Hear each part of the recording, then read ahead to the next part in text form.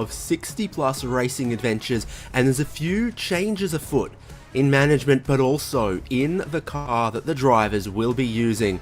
After many seasons with the PM18, they move to the F3 car for the iRacing series for drivers 60 years of age or over. Something of a unique thing in what we think of at the kids' game of iRacing. Definitely a sport for the youth typically, but an awesome championship this. 60 plus racing adventures showing that the passion for racing, the passion for sim racing is shared by all.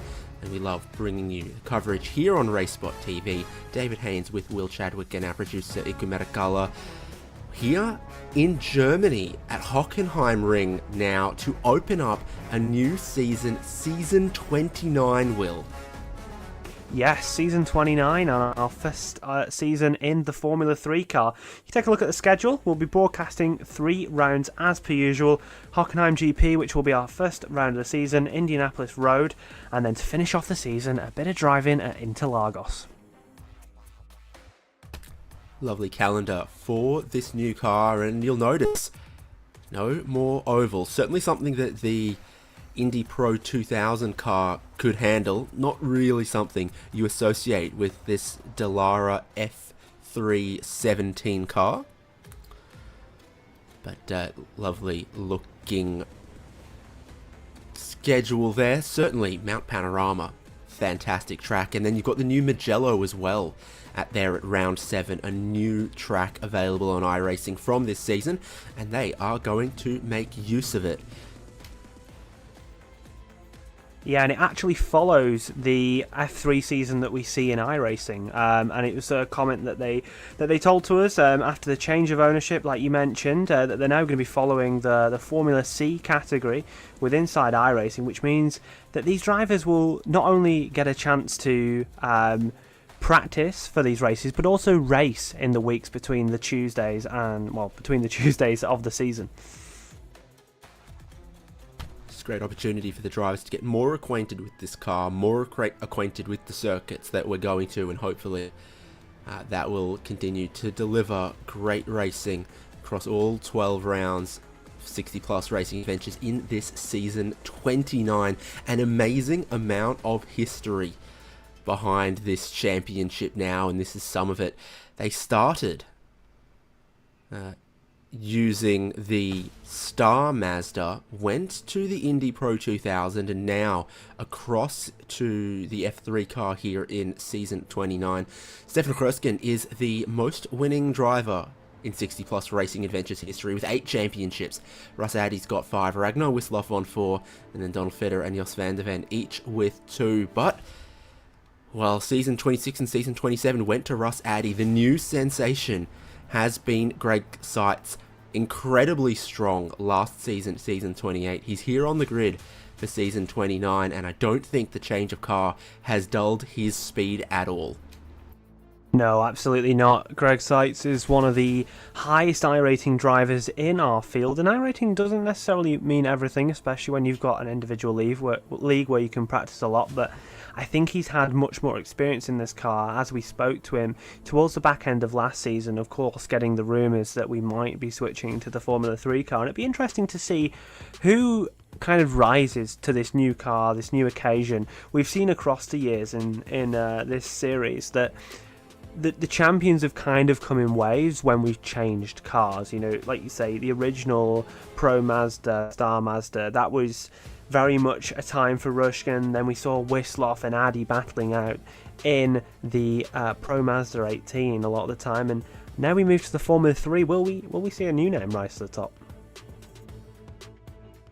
It's possible. We're looking at 29 drivers on the grid for this opening race, and there will be 2 races in this opening round of 60 plus racing adventures, and this is one of the rounds that's going to have a mandatory pit stop in the races. That's something to look out for. A little bit of strategy throughout this race. Hockenheimring looking resplendent. Some of my favourite features: the big braking zone at the hairpin at the far end of the circuit, the Jim Clark Memorial on the outside of turn 2, and the largest bottle of motor oil you've ever damn seen on top of the pit building. I'd actually be wondering to see if it actually has any motor oil in it. And if it does, I'm surprised it's not been stolen yet. But with a few seconds left on the timer, looks like we're going to go to see your grid here for this evening's race. Yep, so looking at the grid for the rolling start of the first race of a new era of 60 plus racing adventures, it is the defending champion Greg Seitz on pole position, 3/10 clear of Bill Smitham, who looks like he's adjusted to this F3 car very, very well. Same is true of John Payne and John Morgan for the all John Rowe 2. And then teammates Gahardis Yorison and Barry Hills are 5th and 6th there. A good start in the new era for the teammates. You've got Ulf Olsen, Mike McCormick, Eugene Clark, and Jack Turner inside of the top 10 there. Greg Gilman and Douglas Beasley are 11th and 12th. Peter Holstrom, Mike Grandy, JC Haight, Bobby Love, Randy Shoemake, David Riley, Craig Vaught, and Richard Coulomb is the top 20 on the grid. And like we say, more than 20 drivers with qualifying times, 29 who look like they're going to take the start. It's Franz Josef Stumm in 21st there. He's on home soil, the German. And then Jerry Kerr, who's not German, but he could be. Bob Cohen and David Bradley, 23rd and 24th. Last drivers with qualifying times were Frank Butler and Earl Setzer, but Greg Garris, Franz Brink and Richard Varley might still take to the start. It was just 2 laps in qualifying, and if you struggled with the tyre warm-up, if you struggled with the track limits, it's very possible that your first flying lap goes away, and so too does your second one. That might have been the case for Greg Garris, Franz Brink and Richard Varley, but they are on the grid. Yeah, and it's an interesting new era for this 60 plus racing league. We're approaching the 30th season and a new car to start that era. It's going to be very interesting to see what happens in today's race. Certainly looking forward to seeing who will our standout performers be tonight.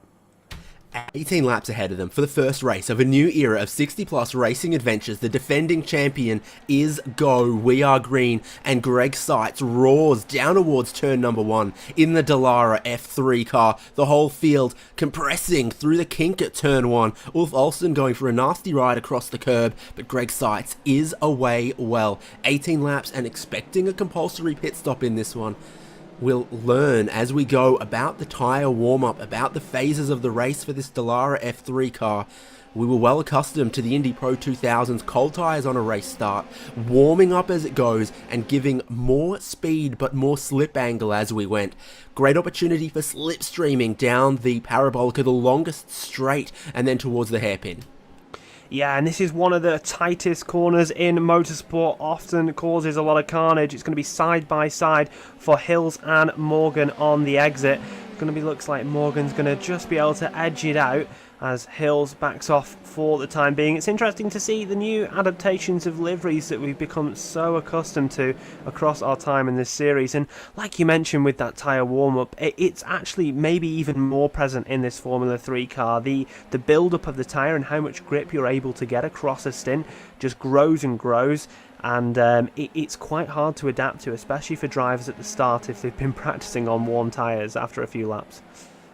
Into the stadium section to close out the first lap, Greg Seitz surviving the pressure on the opening lap. Bill Smitham really got close to him before that hairpin at the far end, but through the twistier stuff and through the different complexes that make up that last bit of the lap, Greg Seitz has built out a 1 second lead at the end of lap 1, and it's still Bill Smitham and John Payne as your top 3. No changes there, but some of the big movers through the field. Bob Cohen's come from 23rd to 17th, 6 positions gained. Mike McCormick also moving through the field, a couple of positions gained up into 6th there. We did see quite a few lockups, a lot of tyre smoke into the hairpin. The field a little more strung out now this time around. Yeah, and we're just seeing Bob Cohen with a lockup there into turn number 2. This track, been on iRacing since season 3 of 2022, I do believe, and it's become quite a favourite for World Championship Series and a lot of series in general, being a very popular track in the real world. We're going to go 3 wide down to the hairpin. We've already got moves going on for Jorgensen and Ulf. Oh my word, that's a huge crash between Olsen and Jorgensen.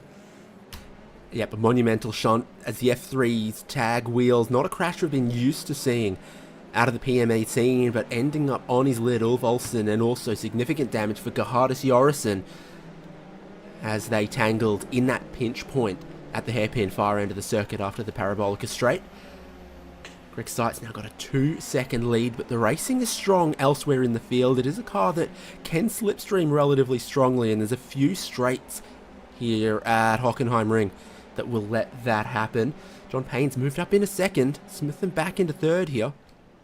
Yeah, and it's interesting to kind of have a look at who's out of position, what the times were in practice, and who's kind of outperformed themselves. It certainly looks to me that Smitham got a very good lap in qualifying, and the likes of Morgan do have a little bit more underlying pace, so I'd be expecting those to move forward. Also interested to see how Bob Cohen gets along, because he had a very good time in practice, but seemed to struggle in qualifying as well. Yeah, one of those crashes we saw there on the exit between Jorrison and Olsen. It's kind of a crash we see often in this car. When the wheels collide, these cars are not afraid of turning over. And like when you mentioned with the slipstream, the slipstream is interesting in this car because it's not a very large amount of distance that you get it from, but it's incredibly powerful, under 0.5 of a second, and that means you really do get the effect of closing very, very fast. You can see that from Bob Cohen, who's down the inside, up into 12th, already up over 10 positions at the start of this race.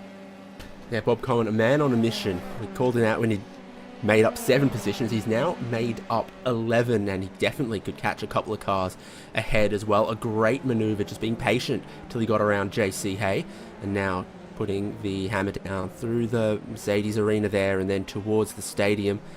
David Riley's lost his rear wing, and I think there's quite a bit of damage on that F3 car, dropping down the field and going to have to head to pit lane. That thing will be a mess to drive without the rear wing, and probably some accompanying suspension damage improved as he goes and spins it off at pretty well the next corner. And here's JCK under pressure from Greg Gilman in 13th and 14th. Bob Cohen has already said auf Wiedersehen and sailed off up into 12th place there, trying to hunt down Randy Shoemaker and Peter Hallstrom, and he's going to do that pretty quickly, I would imagine. Yeah, it's interesting to see the varying amounts of curbs that drivers use on the exit of turn number 1. It's a little bit of a risky strategy with the grass being on the outside. However, it is very it can be very effective if you're able to open up the corner. We saw Hay kind of giving up 2 positions there, maybe through a slowdown on the inside or outside of turn 1, or maybe down to just deciding that for his race it's not the best thing to fight right now.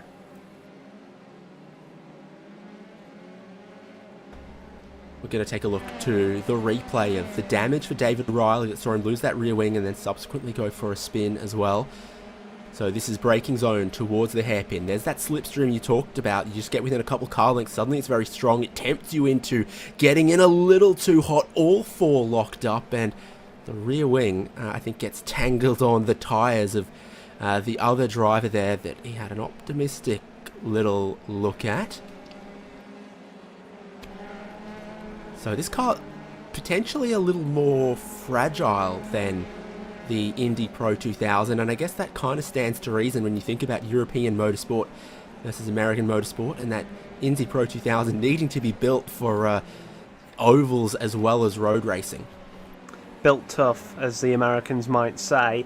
Yes, this car is certainly very susceptible to damages, and when you lose a rear wing, it really does feel like you've lost a rear wing. We'll see a lot of front wing damage, I'm sure, across our coverages and broadcast. And as we see Bob Cohen making up yet another position into 11th spot, it'll be interesting to see how drivers drive around that fact and whether they're quite cautious with this car, or maybe their caution increases across the season.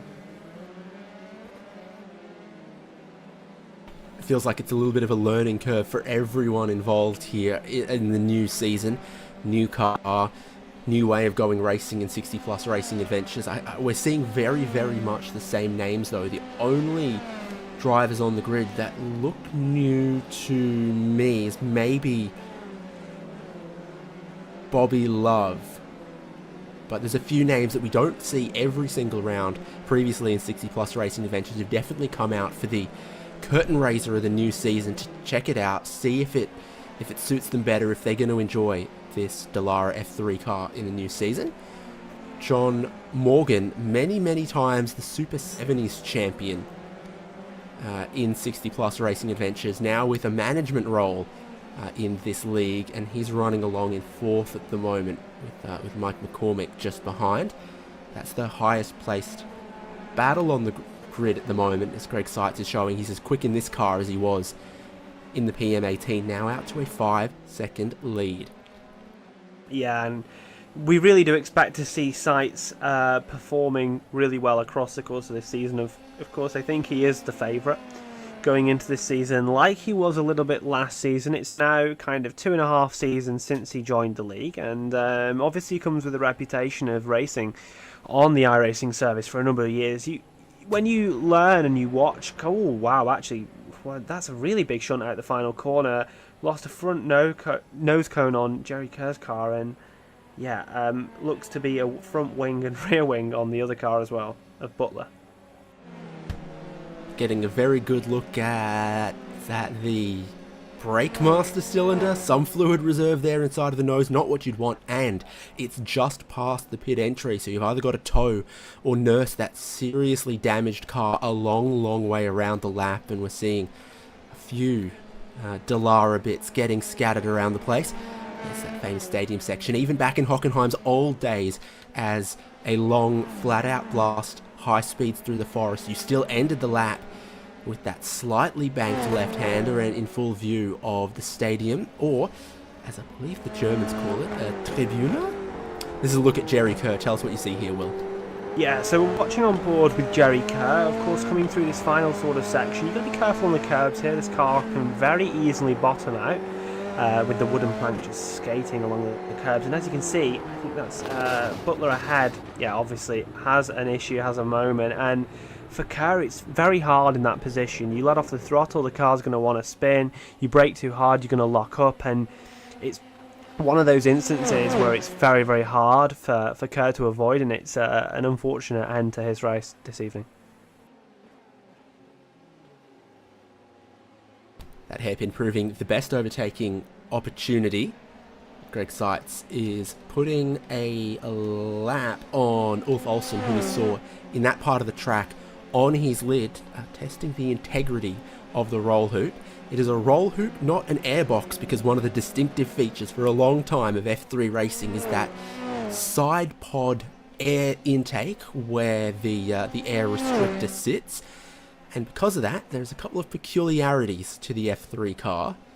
Like, because of the location of that pod, the left and right mirrors are at different heights. The left-hand mirror is on a significantly higher stalk than the right-hand mirror. To be completely honest, David, I don't think I've ever noticed that while driving this vehicle, but now you've pointed it out, I'll never miss it ever again. As you can see, a beautiful shot by Iku behind the scenes shows us that really well. You can clearly see the left-hand mirror being raised a large amount higher than the other, and it's interesting with this F3 car because Dallara F3, obviously quite a few years old now in the service, and is actually older than the PM18 that we were using beforehand. And I think, you know, with the FIA's partnership with iRacing recently being announced last season with the F4 car, I don't think it's too long until we see a new Formula 3, and that will be a real revelation for this sort of series.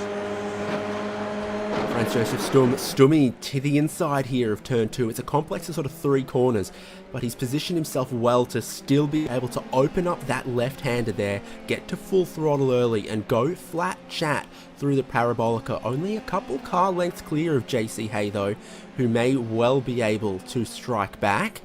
And we're going to get a little bit of that almost side by side. The track straightens up just before you get to the braking zone there. 150, 150.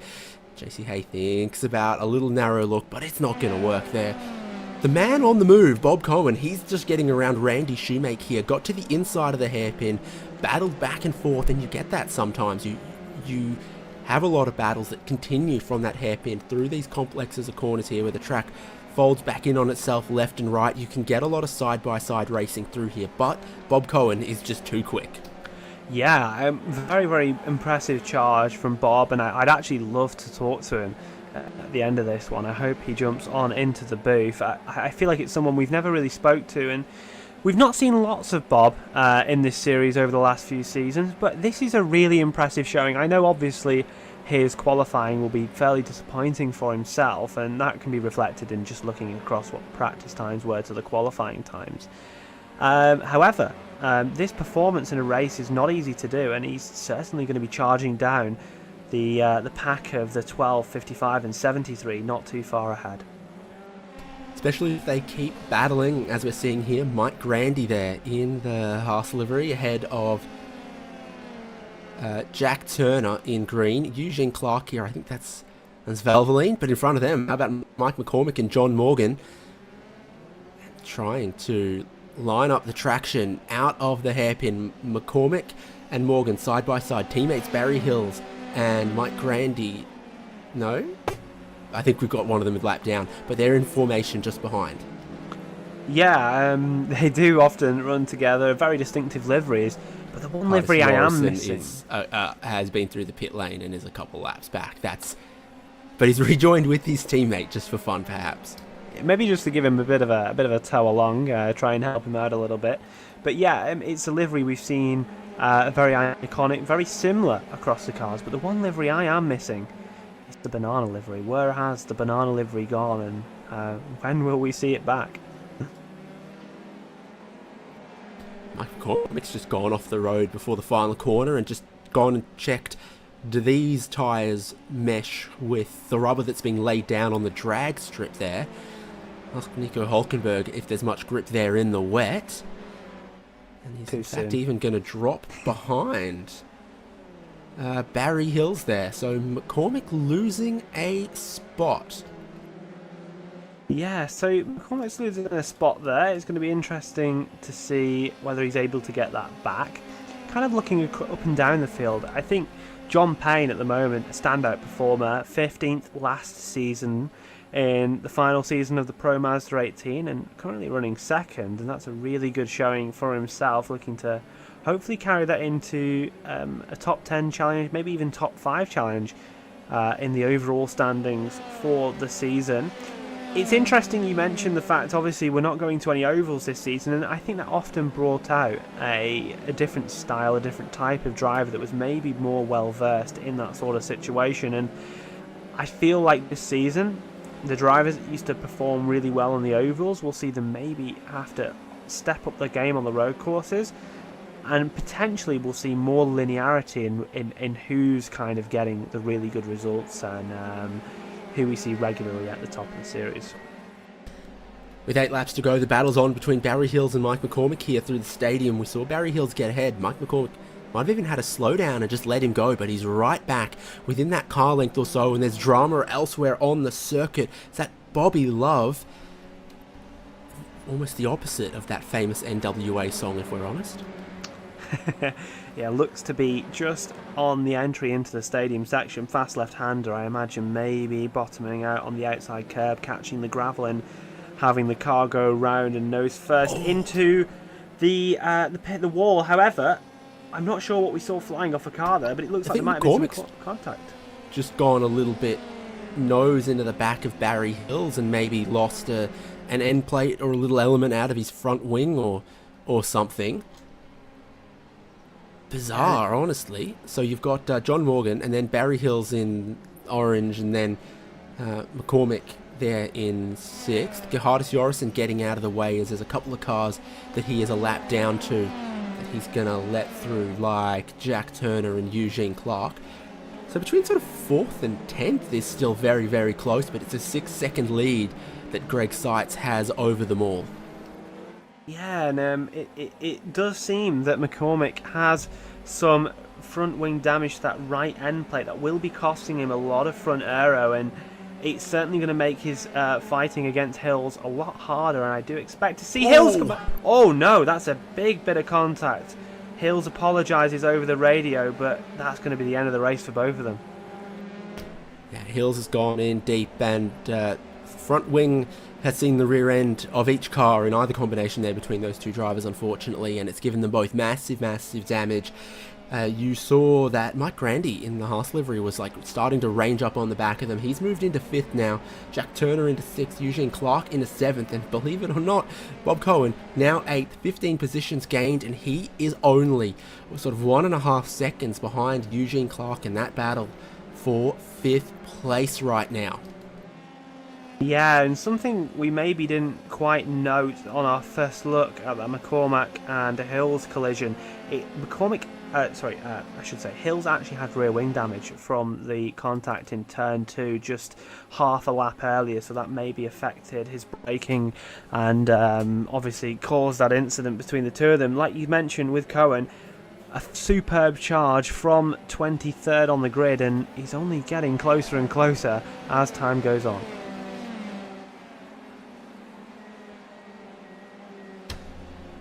Having a look at the crash for Bobby Love. Very fast corner coming into the stadium, and it gets on the curb, and that's why there's tyre barrier there on the inside of the corner. Is you get wide, you get onto the dirt, it shakes you out, but also if you get on the curbing there on the exit, and you've got to either commit to go over the curbing or stay on the inside of it. It's ended up the chassis just over the rumble strips there and spun himself around.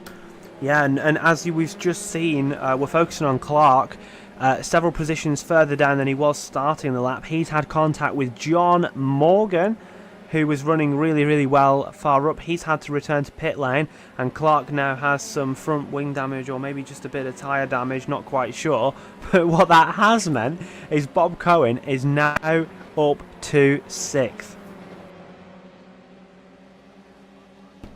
Big moves from the driver who started 23rd on the grid, now running 6th in this race so far. Got Eugene Clark under pressure from Franz Josef Stum. Also lots of positions gained, 10 of them so far. Could be 11. And he's got a great exit right into that slipstream you talked about. You got to think, do I go left? Do I go right? You go right, you're the outside of this sweeping parabolica, but the inside for the big braking zone at the hairpin. Stum's got his nose ahead. He's coming back across to that racing line, so he's not on a super pinched line into the hairpin. Still gets a little bit of the curb in a couple of places, but he gets smoother traction than Eugene Clark does. Yeah, so we're going to have maybe a look at another replay here. Here's Eugene Clark going down towards the sort of second section, and yeah, that's really interesting. It looks like Morgan's come out the corner tight, maybe from a small half spin or something like this, but that's caused very, very large contact for him and potentially some suspension damage, and it's obviously knocked Morgan out the race as well.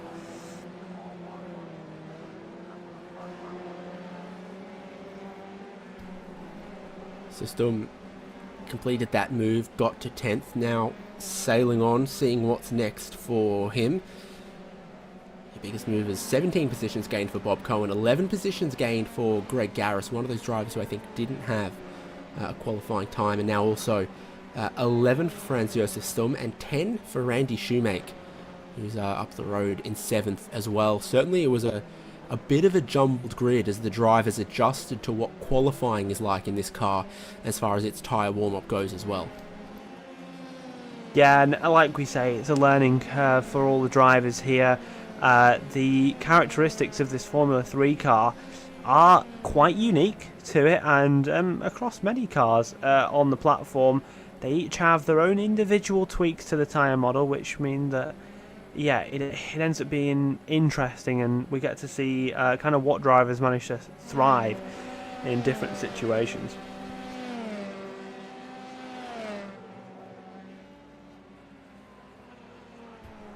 Your leader, Greg Seitz, 9 seconds ahead of John Payne, so I think that's him just in the background there. There's a couple of lapped cars in between as well. John Payne just crossing the start-finish line now.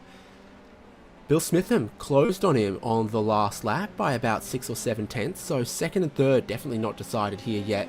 And then Mike Grandy, Jack Turner, Bob Cohen, super close string of cars in that competition. We're seeing just about anything can happen as far as how they catch some lap traffic, as far as how their tyres are going, and just in that battle. And timing.RaceSpotTV if you also want to have another look, a closer look at some of the live timing. McCormick on the top of your screen here. we're about to see, yeah, how he initially got that damage on the front, and then it potentially led to a bigger accident later on. Yeah, so having a look here, obviously you saw an initial contact between them. Then we look towards the second instance once we'd seen McCormick make the move past Hill into the stadium section. Then obviously we saw that contact into the next corner. Looks like Hill follows in line, very, very close, just brakes too late. And once you've made that decision to brake a bit too late, or the car in front of you's broke earlier than you expect, it's very hard to back out of that sort of situation, and unfortunately has ended both of their races. Fastest lap of the race at the moment belongs to Greg Seitz. It's a 1:31.8, but he's just done a 1:31.9. He's pushing on in the final couple laps of this race, maybe trying to see if he can reset that bar even lower. Let's see how he goes with that. But here's Bill Smitham. He has been catching John Payne and these two. Last lap, a little off the pace for Payne as they had some of that traffic. So second and third, absolutely in the balance right here. Yeah, and we could be seeing a decent battle here between second and third as we approach the end of your first race here this evening. Lap 16 of 18, not too many to go now, and obviously it'll be interesting to see what happens really with this race between the two of them. Down in towards the ending of Sector 2, always a tricky sort of area of the track. The corners around here at this Hockenheim circuit are always quite technical and challenging, with the curb usage being incredibly important. Entering the stadium section, it's one of the hardest sections of the track. You'll be really careful of the curb on the exit, and also on the exit the hairpin here has a very slippy texture, this curb, so cars can find it really easy to pivot around. Through the sort of S's section, not much of a segment in this sort of car with the amount of performance it's able to produce on its slick tyres. And through the final two corners they link into each other, and that completes a lap, and we've only got 2 laps left and they're only 4 tenths apart. Smitham 2 tenths quicker on that lap, and they got into the 1:32s there. Smitham a tenth away from improving his personal best lap of the race. Greg Seitz did shave just a couple thousandths of a second off the fastest lap of the race, 1:31.8. You see the traffic starting to come up for John Payne and Bill Smitham here. One of the Anglo-Dutch racing cars, either Gerhardus Jorrison or Barry Hills. Because we saw them both have issues. I think it is Hills, like you mentioned. And yeah, he's going to be needing to get out of the way fairly soon, because he'll be providing a little bit of aero wash to the car of Payne. What we've got to know about these cars is they probably are the highest performance car in terms of an aero that we've had across the 3 cars we've used in this series, and therefore means it's harder to race them, at least through fast flowing corners. Got to move on here. We're watching JC Hay and Douglas Beasley.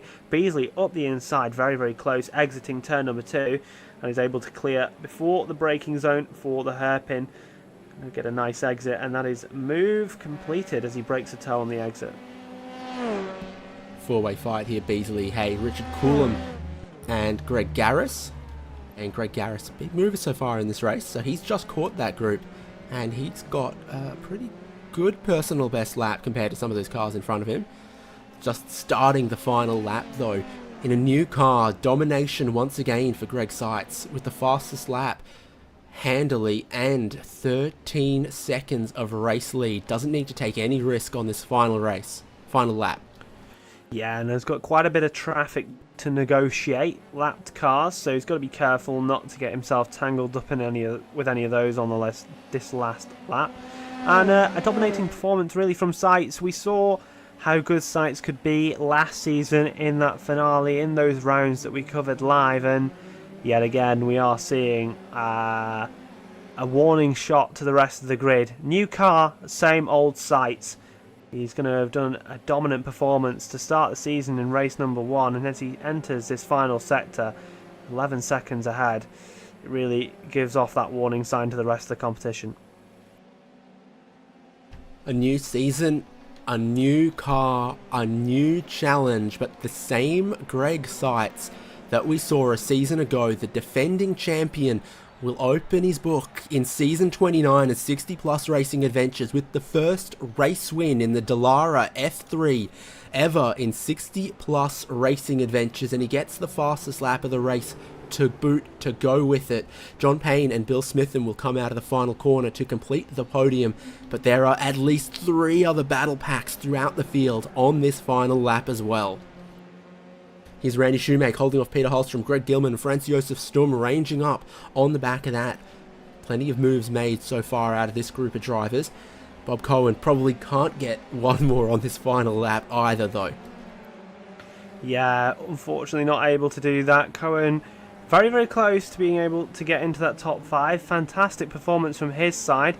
Some really standout performers across the field in this first race of 2, and yeah, looking at JC Hay, who we saw battling with Beasley, he's going to be able to hold on to 13th, and an interesting race to start season 29.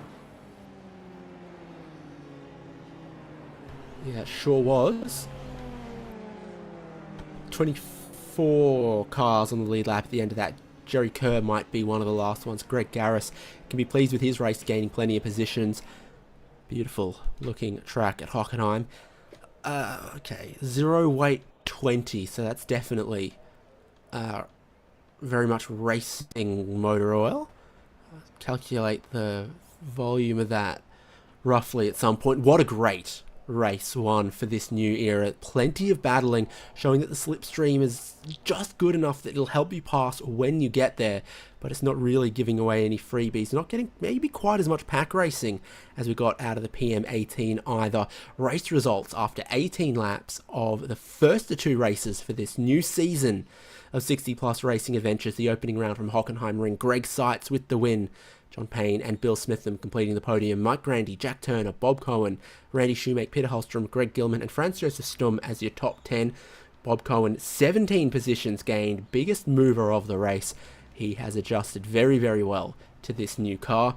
In 11th was Eugene Clark, then Douglas Beasley, JC Hay, Greg Garris, David Bradley, Craig Vaught, Richard Coulomb, David Riley, Mike McCormick and Barry Hills as the top 20 there. And then the rest of the drivers that finished this race: Ulf Olsen, John Morgan, Gerhardus Jorrison, Jerry Kerr, Richard Varley and Frank Butler. I think Franz Brink might have retired. Same too for Earl Setzer and Bobby Love. But fastest lap of the race, as you can see there, going to Greg Seitz. And he knows how to find us, but he hasn't joined us just yet. We do have second place finisher John Payne. And Will, I don't think we've ever spoken to John Payne. I don't remember speaking to John, but it will certainly be good to hear from him. Do you want me to take him? Yeah. Well, congratulations, John. Second place to start off the season. New season, new car, new opportunities. Of course, you finished off last season 15th overall in the standings. And a really, really good showing here to start off life in the Formula 3 car. What has helped you produce this performance here for race number 1? Well, it helped that Ragnar wasn't here.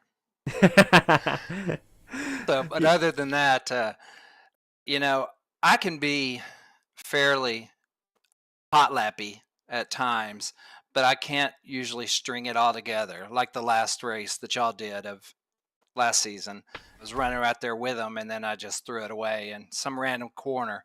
So my goal this season was to just try to concentrate and stay present with the race for longer and maybe calm down a bit. So that's what I'm trying to do. And of course, I'd never been to this track, so had to kind of learn it too. It definitely is an interesting format for this season, with following the Formula C, Formula 3 type series on iRacing. Have you done any of those races to start off your week for the new season? No, haven't done a one. I probably should go back more into the regular iRacing rooms, but since I joined the league, it kind of scratches the itch without having to deal with any craziness, so that's what I've been doing. Well, it's certainly an opportunity to maybe get some extra practice around some new faces. We congratulate you on your second position. What are you looking forward to in the second race of the day here this evening? I think I would like to qualify one better and see if I could hang with Greg for at least a lap or two to try to get me towed away from everybody else. But other than that, just work on what I was doing, just try to keep it the same. I did have some trouble at the end of that first race with some lap cars, just catching them at the wrong points, which was making me very nervous with Bill catching up. So, just got to learn to calm down, let the thing come to me.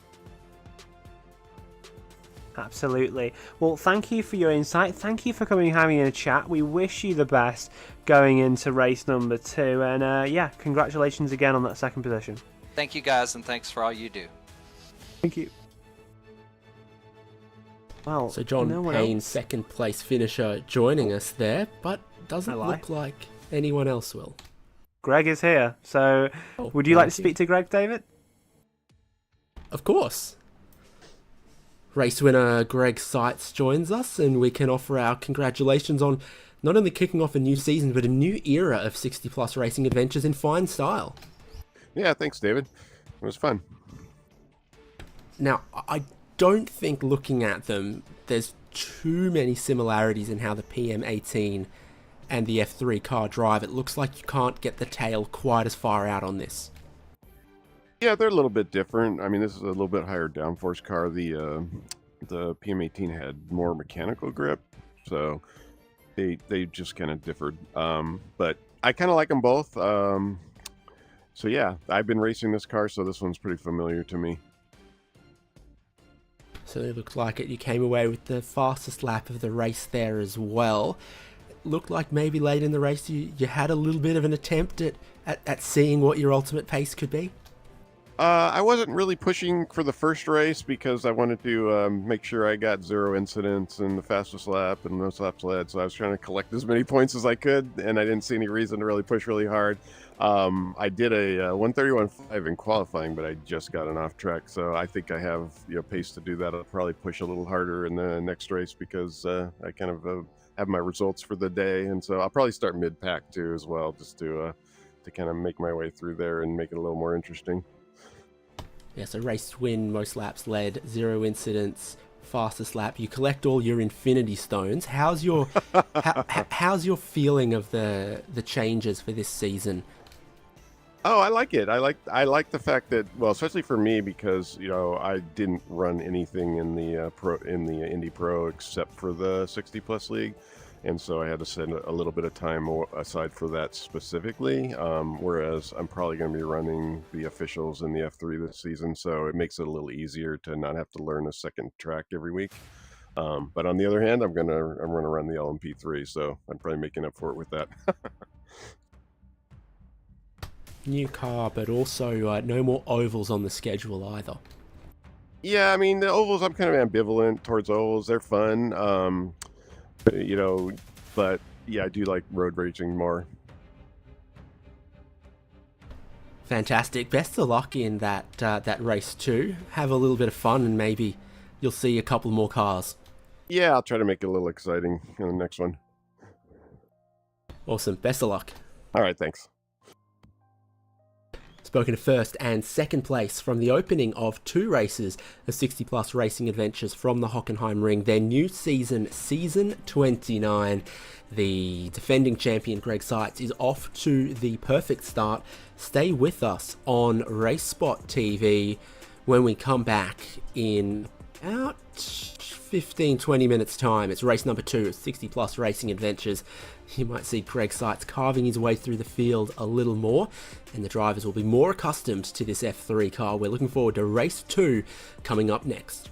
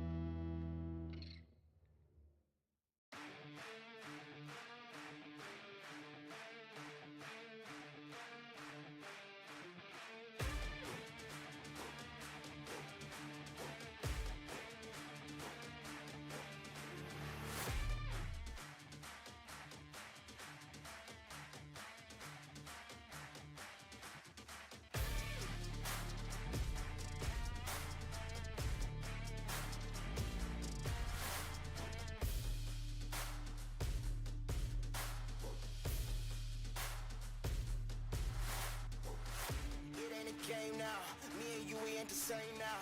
Lions coming out to play now. Opposition out the way now. Out of the way. You wasn't invited. Say you come to play.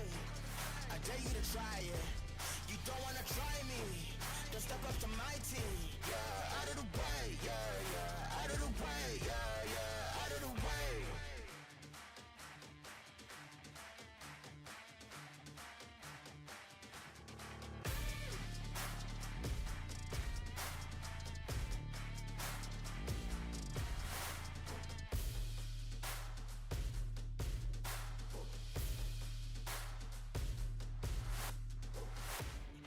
Game now, me and you, we ain't the same now. Lions coming out to play now. Opposition out the way now. Out of the way, you wasn't invited.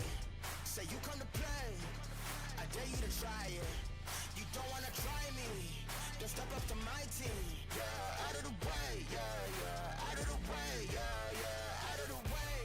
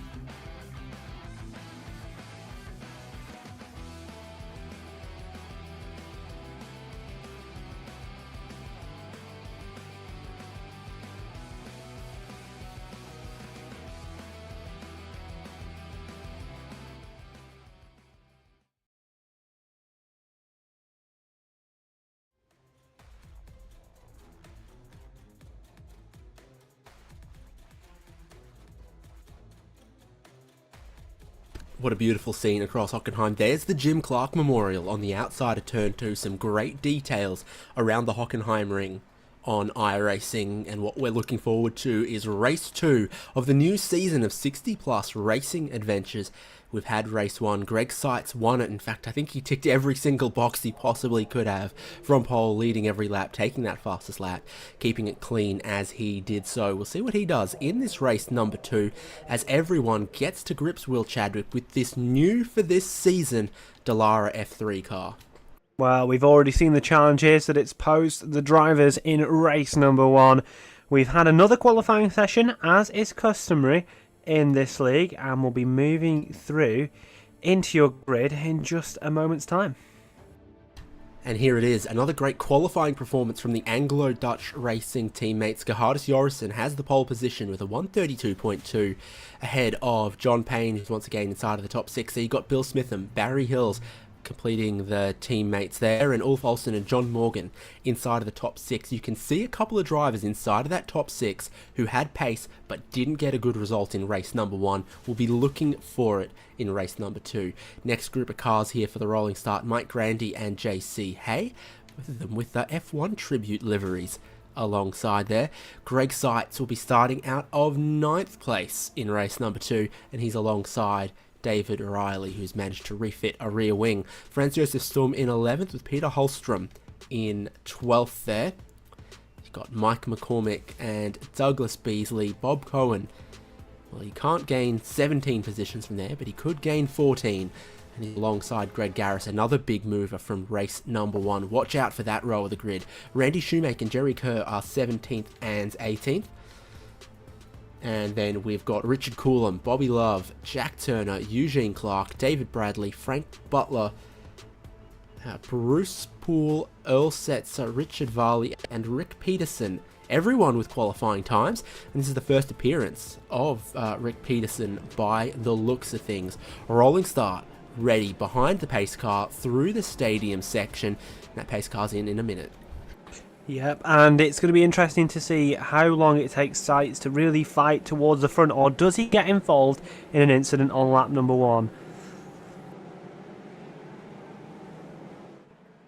They're ready to go. The pace car's in. The first time starting from pole this round from Gerhardus Jorgensen. He makes them all wait a little bit longer till the green flag comes out. There's a big congestion, 3 wide moment there. Just a couple of cars back as they head towards the pinch point of turn 1 on cold tyres. Ulf Olsen's down the inside, but we've got a spinner. Bill Smitham gets tagged, and he has got absolutely massive damage on the exit of turn 1. He's not the only car around. There's now 3 damaged cars, but Gerhardus Jorgensen's pole position is looking strong. 5 tenths, now down to 3 tenths as they come onto the straight here. John Payne on cold tyres is closing in on the race lead. John Morgan's gained a couple of positions off that race start as well. He's now 3rd for the race lead. They're side by side. John Payne getting to the inside of the braking zone. They're hairpin at the far end of the circuit, and he wants to take the race lead away from Gerhardus Jorgensen. He will, but there's no grip on those rear tyres, trying to light him up on the opening lap. Yeah, and that's going to be to the lead for John Payne. We said that he wanted to try and start off well, and a customary. We also saw Cohen start well in the back as well. It looks like to me Ulf Olsen goes for a ride across David Riley, and for the 2nd race in a row, I think he's going to lose his rear wing. 2 drivers who were hoping for a good result in race number 2 have come together at the Mercedes Tribune. Yeah, and that's massively important for your race. Another driver having an issue on the exit. That was Grandi, I believe. You're looking at Riley, who's now not got a rear wing, and that's going to cost him into the next few laps. He'll definitely need to repair that. And yeah, Hay there on the exit, running up in 9th, which is a little bit better than he finished last race. 1 lap completed. John Payne leads. Gerhardus Jorgensen back into 2nd. John Morgan positions gained into 3rd. Barry Hill's still running 4th. Greg Seitz has picked up 4 spots into the top 5, 3.5 seconds away from the lead. In your back a shot there. That's your top 5 as we work our way onto lap number 2. Yeah, and as you can see, a really nice run out the corner there for John Payne. Gerhardus Jorgensen probably won't have a chance, but will close up into the next braking zone. As you can see, the toe on the top left timing tower isn't very effective, but as it closes down, you'll start to see that number come down, but there's not enough straight for it to really start gaining. And yeah, John Payne's certainly got a little bit of an advantage here that he can definitely use to be able to maybe break away at the front. Passes and battles happening elsewhere in the field, like Hallstrom getting past JC Hay. Bob Cohen's gained some spots in this race. That seems to be his trend. Up into 7th. This is JC Hay behind Peter Hallstrom now. Hallstrom moving forward a spot at the hairpin, and you can see in this group of cars there are a couple of dive bombs into the hairpin. Yeah, and it's obviously something that you can do just by getting quite late onto the brakes. These cars require quite an aggressive style initially with the application of the brakes, and if you can do that correctly, you can certainly achieve a rather large amount of stopping power. But it is very difficult in a car without ABS, so can often go wrong, but drivers have behaved themselves relatively well for the opening few laps, and as we see this race start to settle down a little bit, we get an idea of where people are and who's going to be really fast in this race. Bobby Love was a DNF in race 1, saw him in the middle of that pack there. Here in race number 2, Greg Seitz ranging up on 4th place. He's now right behind Barry Hills, and I think he set himself up well for the exit off of those 3 apexes that make up that complex of corners. Plenty of room left on the exit to get to the throttle early, keep it flat out, and he's going to swoop around Barry Hills, try to outbrake him for 4th place. You can see John Morgan going for 2nd up here as well. Plenty of Anglo-Dutch racing action. Morgan gets through to 2nd. Seitz gets through to 4th. It's not done until the pass is done though. You've seen a lot of drivers still have some steering angle on as they try to open up the throttle on the exit of that hairpin, break the rear tyres loose. John Morgan still had to do a little bit more fighting to stamp his seal on 2nd place there, but I think he's got it. Yeah, it's all a little bit about balancing how much grip you have available to yourself. Your tyres can only deliver so much traction and so much turning at a time, and if you're just asking a little bit too much of that at once, you're likely to break traction. Seitz is looking ominous up into 4th position. We're going to take a little look at your start for Bill Smith, who we saw catch the curb and then get collected on the exit. I think that might have been Ulf Olsen, but I'm really not too sure about that one. And then people in the background trying to avoid, unfortunately, collecting themselves in a bit of the carnage. Franz Josef Sturm, I think, there got a little bit of damage as he went across the grass, trying to avoid Bill Smitham, who spun himself on that nasty, nasty apex curb at turn number 1. Greg Seitz has just picked up the fastest lap of the race. It's beside his name. He's still got a couple tenths to go if he's going to match the performance that he had in lap number 1, but he can see the race lead. He's closing in on Gerhardus Jorgensen, closing in on John Morgan, the lead only just ahead of that. Let's see what Seitz can do at the end of the straight here. I think he might be just one car length too far back, and he'll know he's got plenty of laps, plenty of time still to work his way forward if he desires. Cut back on the exit for Seitz. He's going to have the run and probably going to be able to clear, I believe that is Gerhardus Jorgensen, yes, into the end of Sector 2. It's going to be a nice move, very, very well anticipated on the exit of the hairpin, just allowing Jorgensen to just extend himself a little bit too far wide and not be able to get the exit. And there you have Seitz up into 3rd. Only 2 cars to go until he's into the lead.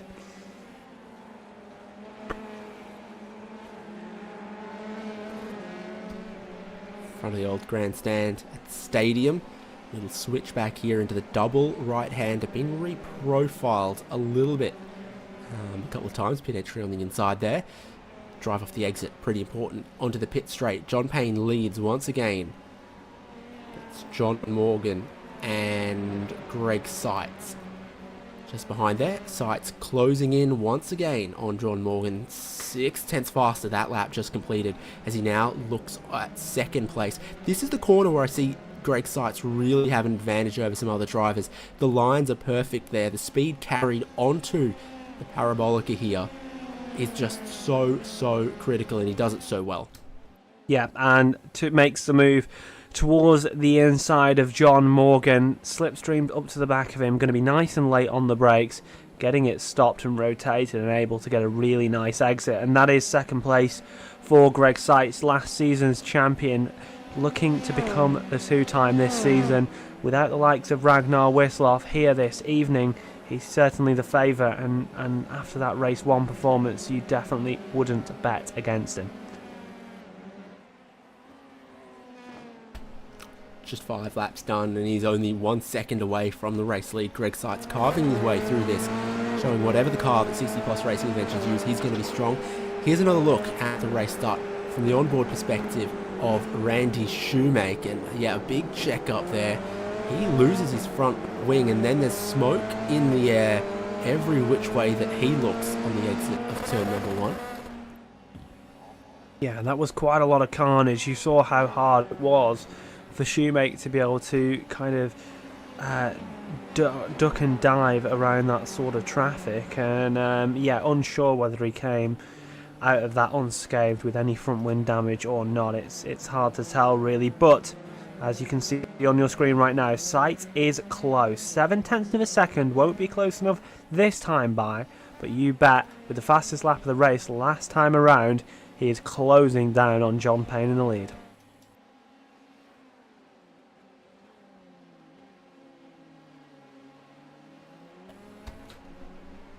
Drivers potentially still trying to get a little bit of heat into those tyres. Maybe haven't reached their ultimate grip just yet. A relatively cool track at 24 Celsius. Deeper in the field, Richard Coulom's holding off Bobby Love, Eugene Clark. That's the battle that's on here. Bobby Love is going to look to the inside to try to take that spot away, gain another spot into 11th. Bit of congestion at the apex there of the tightest corner of the racetrack, and Bobby Love doesn't get the traction he was after, but neither does Richard Coulomb. Love thinking, do I drop in behind? Do I try to still keep this side by side? He still keeps it side by side. He puts Richard Coulomb onto a compromised spot in front of the Mercedes stand. Yeah, it's going to be an interesting fight going into Sector 3. Up the inside, Love looks, I believe, and it actually round the outside. The amount of speed carried there was exceptional from Richard Coulomb. And yeah, that's going to be interesting. Now, you didn't quite expect with Bobby Love up the inside that Coulomb would be able to hang on, but showing kind of how in these high downforce cars, the more speed you carry into the corner, the more grip you do get. Obviously, there is a limit to that, but showing when you stay committed on the outside, you can still hold some really good pace to defend your position. So that was excellently done by Coulomb. You know how people talk about it's silly that Clark Kent puts on a pair of glasses and suddenly no one recognises him as Superman? Well, I think I've just had that little moment, because last race I did say, oh, new name on the grid, Bobby Love. No, it's Robert Love from last season, isn't it? I don't know. Oh, I guess probably, so, potentially. On the balance of probabilities, it probably is. Yeah, it might be, yeah. I don't know about that one. You've stumped me there. Maybe we'll have to find out in the comments or from the league administrators. That's confused me now. I'm gonna have to go and have a look at this iRacing profile.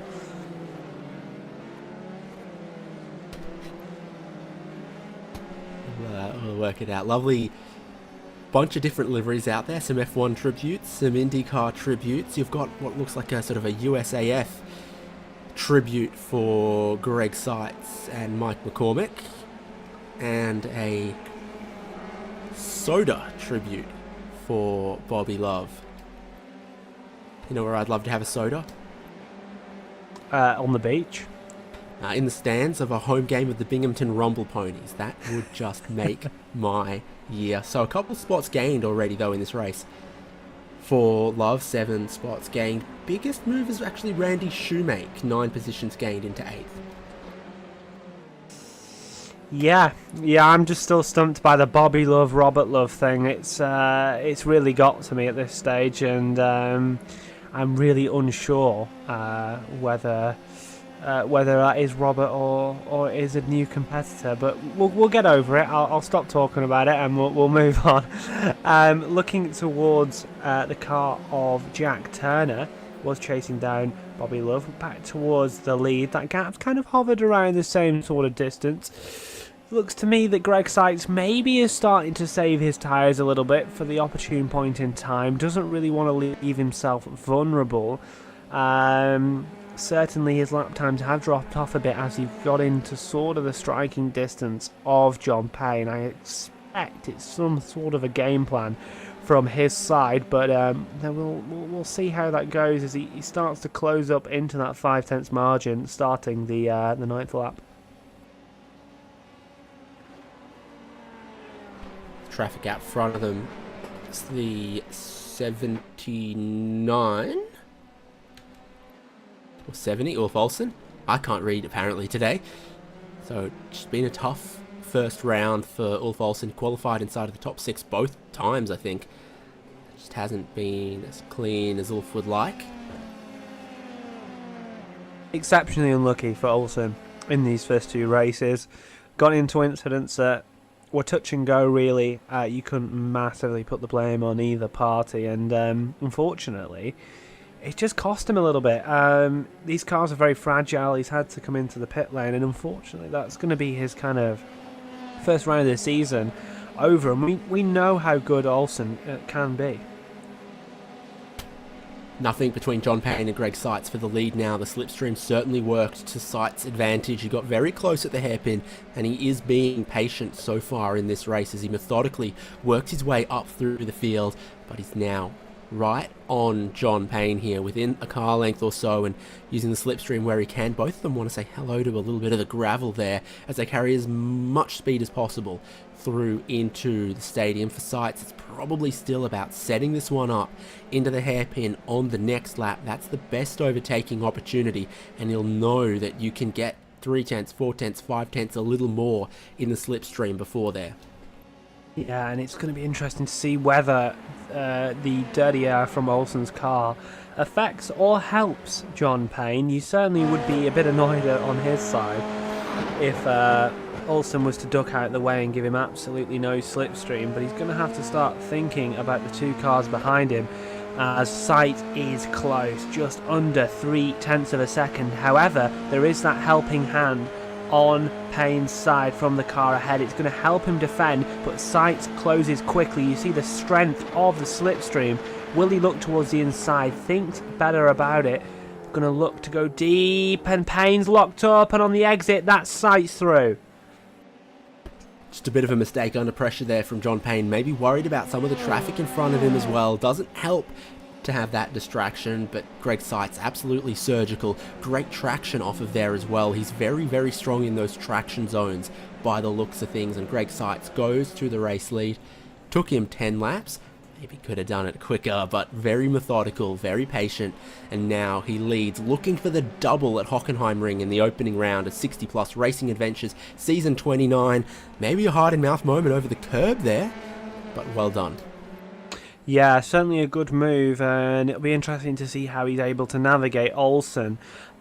I do highly recommend that you watch just how much of the track he uses when we do watch him on the cameras, and ooh, that's a bit of an incident there. Douglas Beasley, I'm not sure if he's going to have front wing damage, but certainly not having the desired outcome that he'd want to have there, just getting caught up when the car's checking up and sort of the exit of the hairpin, and that's really unfortunate for him.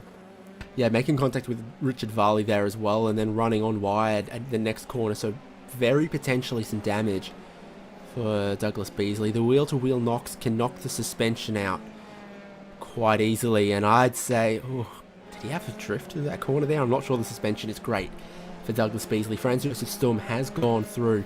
A few drivers having been through pit lane for damage repairs, like Bill Smitham, like Franz Josef Sturm, like Douglas Beasley and David Riley. 7th and 8th, Bob Cohen, Randy Shoemake. Big movers of race number 1, big movers of race number 2. Randy Shoemake goes 10 positions gained and into 7th place if he can hold it. Cohen still demanding the inside, but on a very, very tight line. You see, it gives you that problem opening the throttle because the hands on the steering have got to straighten up first. Yeah, and it's just a case of just not being able to quite straighten out the wheel as much as possible. Very late on the brakes for Cohen. Goes a little deep. Had the position at the line, has lost it in that slipstream up and towards the hairpin.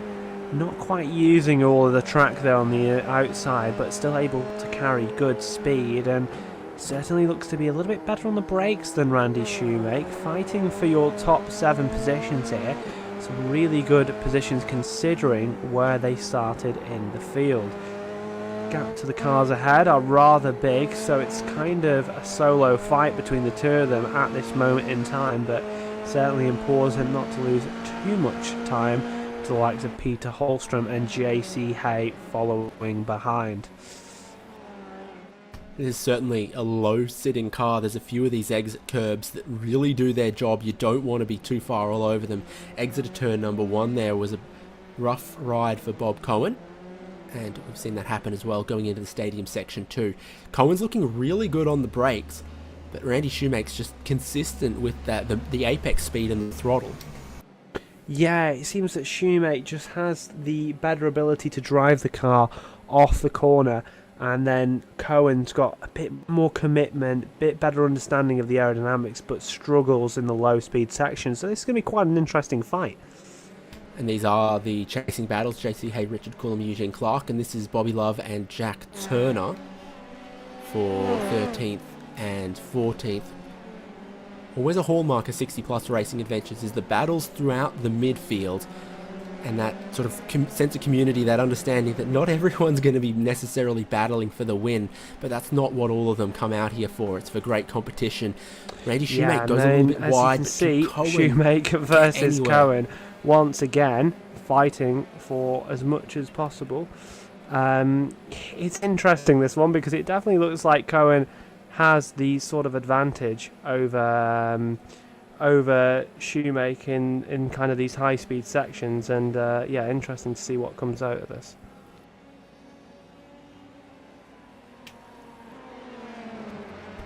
Turn 1, super committed. There's that exit curb once again.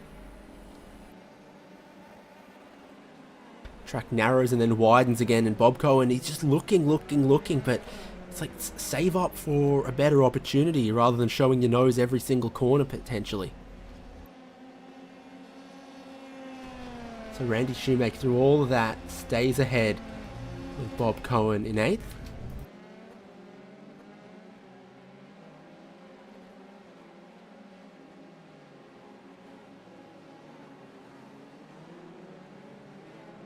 And here is that battle behind JC Hay, Richard Coulomb, Eugene Clark, and then Bobby Love trying to hold off Jack Turner.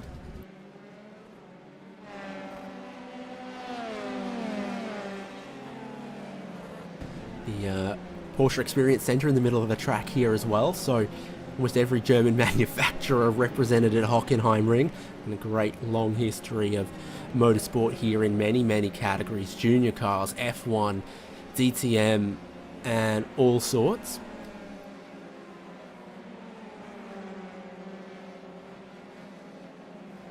With a slide just as he catches the curbing there as well, and I think that's the danger zone, not just to run over the curb but to have some yaw angle as you do it. Turn number 1, can you go too wide through? Not particularly easily. This is Barry Hills and Mike McCormick for 5th and 6th place. Neither Barry Hills nor his teammate Gerhardus Jorrison got the result that they wanted out of race number 1. So for Barry Hills, that's what this is about, just getting a result out of race number 2.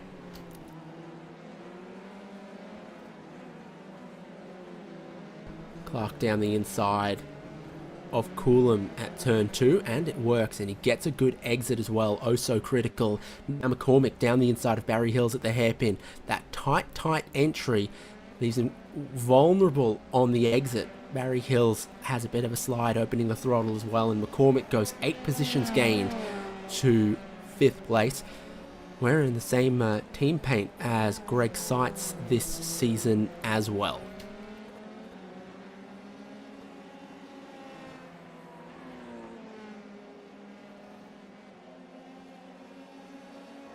Street circuit vibe as you turn into the stadium. You're right up against the concrete wall on the left. You're aiming for a concrete wall on the right, and then on the exit the track opens up. You get a little bit more space to the barriers, but for just one section there you feel a little like you're on a street circuit.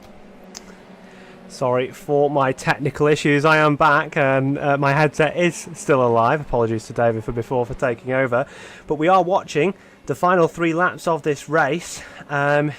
Looks to me like McCormack has kind of got a decent advantage there. Obviously started a bit further back than he would have wanted, but able to extend that advantage into the top 5 and is doing a really good race actually. Richard Coulomb in a little bit of a battle pack here, sort of between 8th position and then kind of 14th. There's quite a few cars within not too many seconds.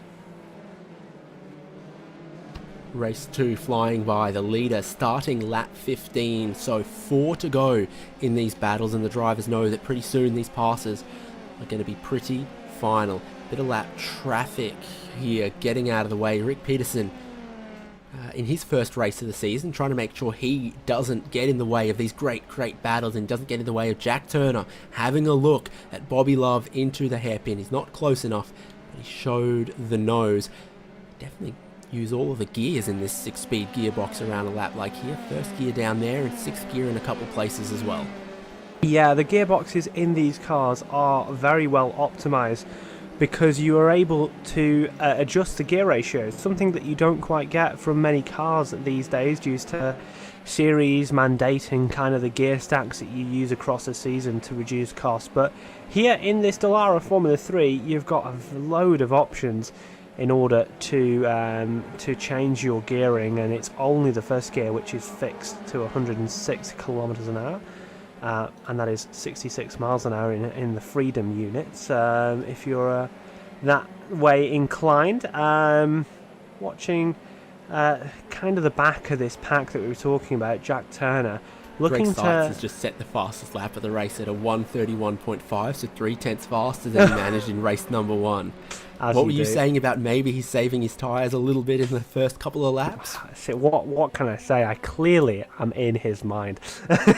But that's certainly a very good lap. We did mention how this tyre model on this car, particularly on this car, if you ever get a chance to drive it on the service, it does build up quite a lot as you get the heat into the core, into the temperature of the tyre, and if you do that slightly more gently, alongside many cars on the surface, you do tend to get a better peak performance later on. And even though John Payne's kept it incredibly close... Oh, Bobby Love spinning it around at the hairpin. Just a little itty-bitty kiss. Not a great rejoin there as he comes from the Armco back onto the racing surface. Not going to delight a few of those drivers like David Bradley or Jerry Kerr.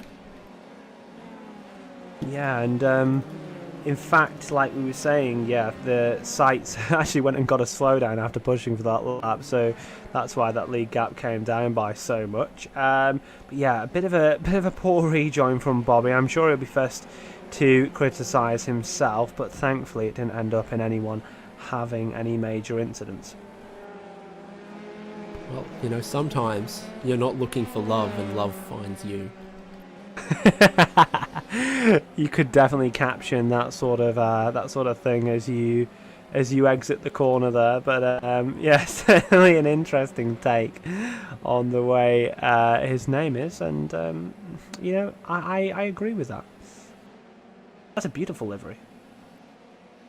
So, taking a good look, I see one of my faves, Albert Park, on there. I see Shanghai, I see Bahrain. You've got Zandvoort.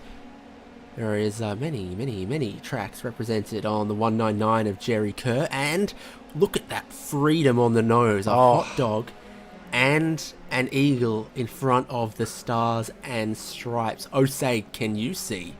I just feel so free right now after watching that livery very late on the brakes down into the hairpin, looking to maybe attack Bobby Love. Unfortunately, for as many tracks as I see there, I don't see Alton Park, so you are getting a proverbial downvote from me. I'm having a look, and I think Alton Park hasn't hosted enough Championship Formula 1 Grand Prix. Wrong side of the curb. Jerry Kerr gets a slide on and takes out... Is it a lap down car there? No, Bruce Poole. Yeah, big Bruce contact Poole. between those two. Again, actually kind of just straddling one of those curbs, and unfortunately all the love and attention we were giving to his livery seems to have distracted him in the car. And yeah, it's very, very hard once you kind of ground out the car on those exit curbs to get it under control, and it's really unfortunate actually for Jerry. It's the final lap of the race, and Greg Seitz is in a position he knows oh too well, leading from out front, but good pace from John Payne, who, look, is still just 1.2 seconds behind after being passed.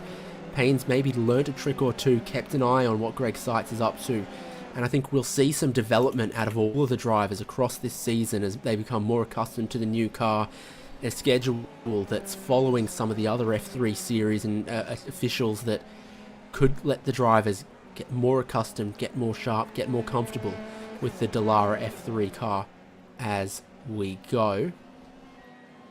So for Greg Seitz, the defending champion, is going to go 2 from 2, sweep the Hockenheimring, and maybe look for back-to-back championships in season 29 of 60 Plus Racing Adventures. 2 races, 2 wins, unstoppable Greg Seitz. Textbook stuff really from Greg Seitz, a fantastic win, and your podium is rounded out by the ever-consistent John Morgan, a new chairperson. John Payne having a very, very good and strong opening round, and JC Hay improving from his first race to look to finish in the top 10.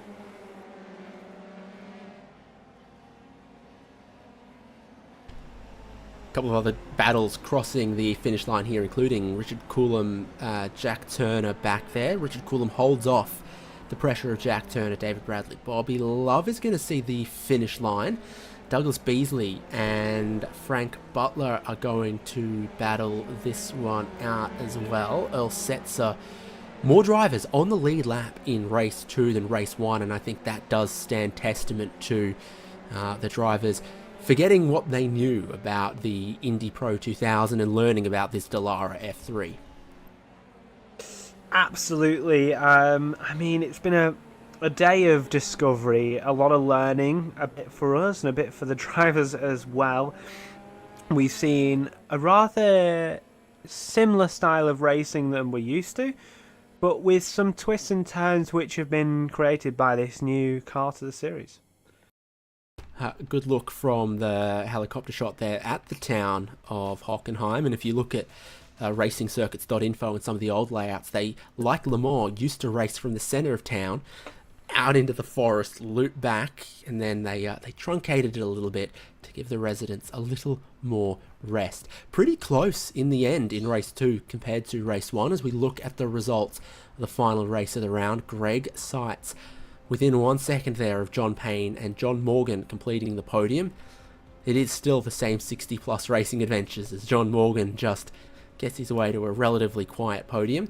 Gerhardus Jorrison banking some points for Anglo-Dutch Racing there in race number 2. Mike McCormick, Barry Hills, Randy Shoemake, Bob Cohen, Peter Hellstrom and JC Hay completing the top 10.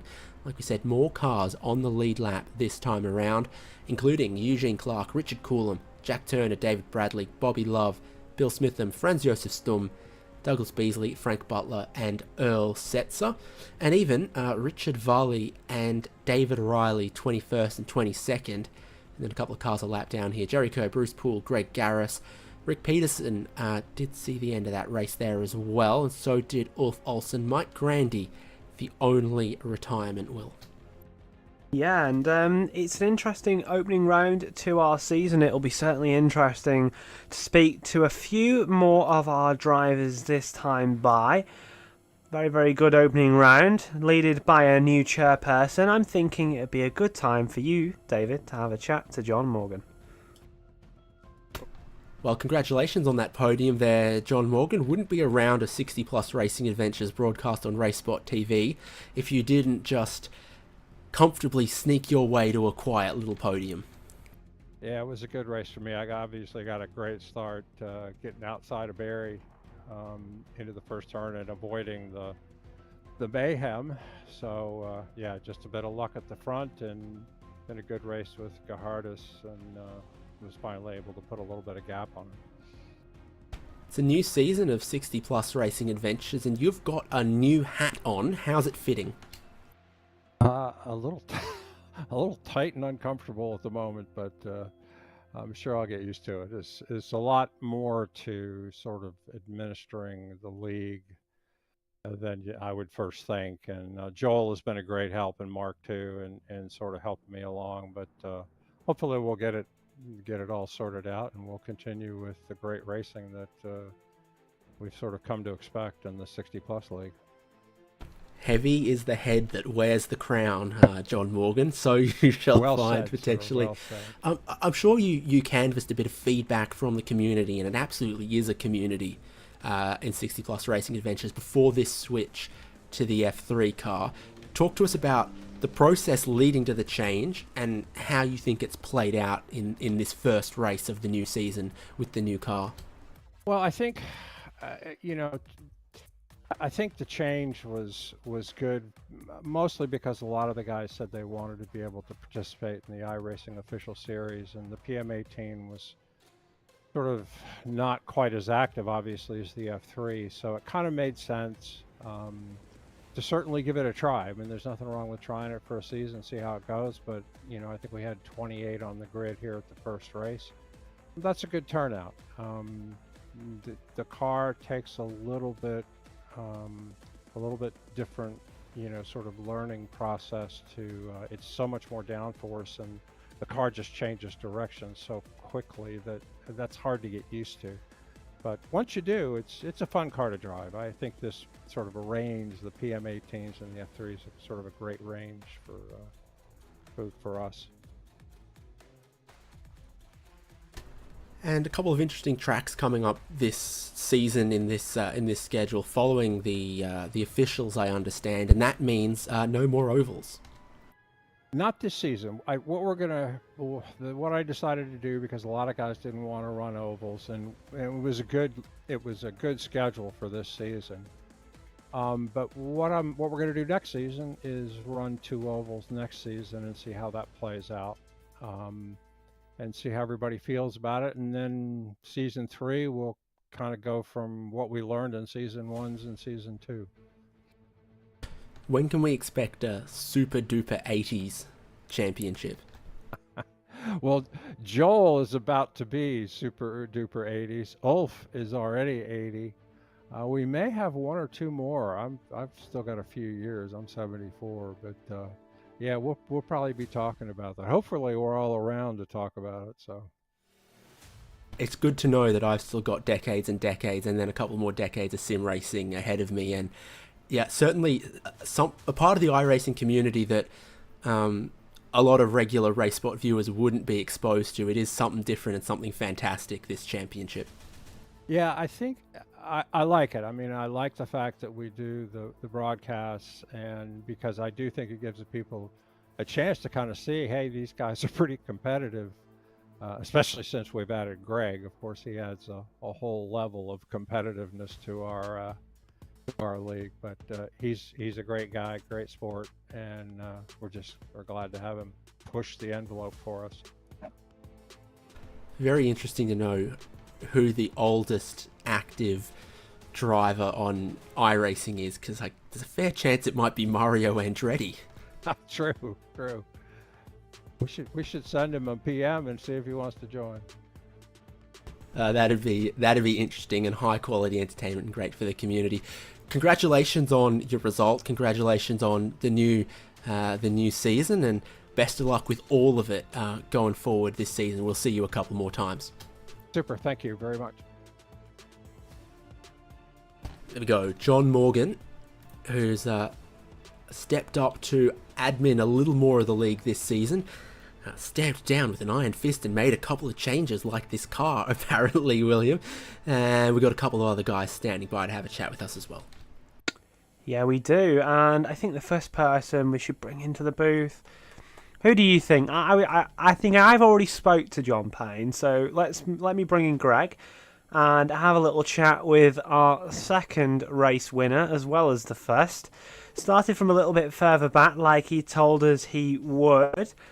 Very well done for that second win. Looked like you were saving the tyres, I think. Well, saving something a little bit initially when you caught up to the back of John. Kind of talk us through your decision-making process of how you structured your race and what the sort of decisions you made on when to overtake and when to make the chance to try and to get through for the lead and pull away.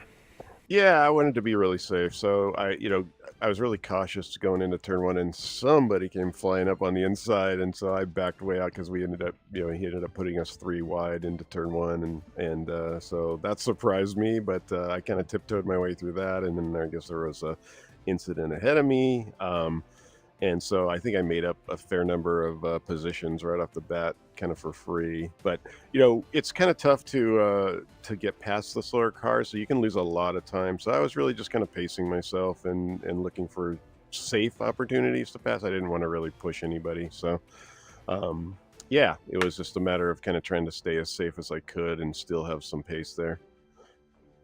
Absolutely. Well, we saw you have that chance at the end to set a fastest lap and maybe slipping up and getting a little bit of a slowdown too near the end. Talk us a little bit about how you provision this season to go. Of course, we saw you be very dominant last season. We know Ragnar isn't always here for all the rounds, and we saw him give you a fairly good challenge in that final round of last season. Now being a champion, going to be the two-time, who do you see as your main rival this season?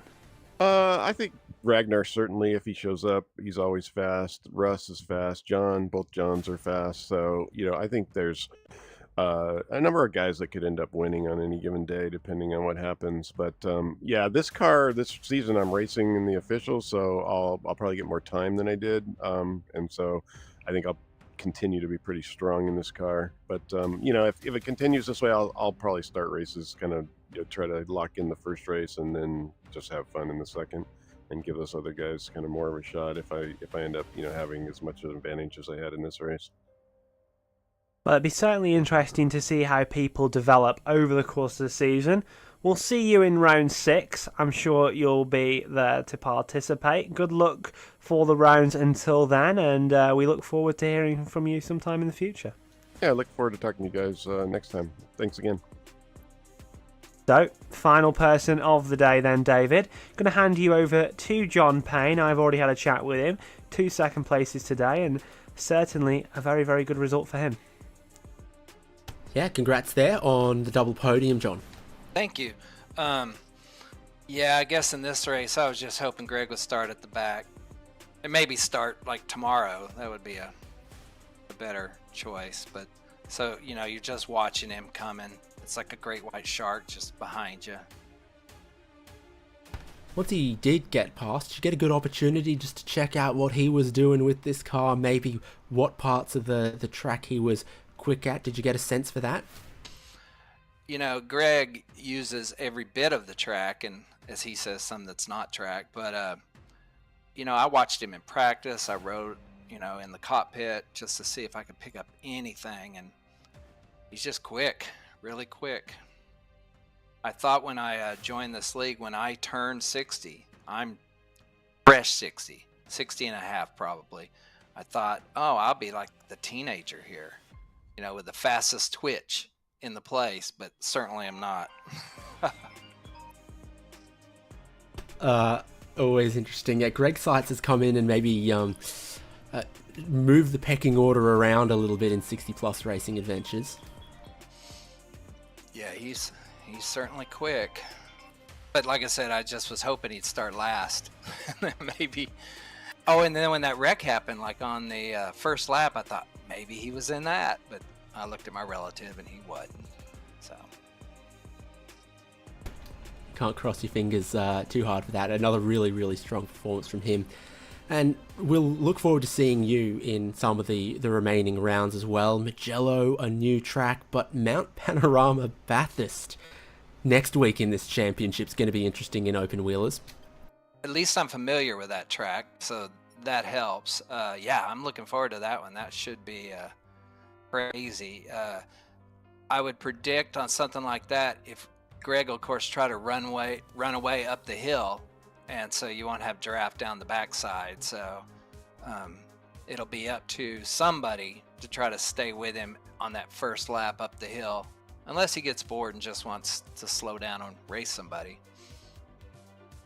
Can you give us an insight and idea on tyre warm-up on this car these days? Because the PM18, definitely your first two laps a little bit newborn baby deer stumbling around before it then came up to grip, and then towards the end of the runs a lot of slip angle, a lot of body attitude. Not seeing that as much from the F3 car.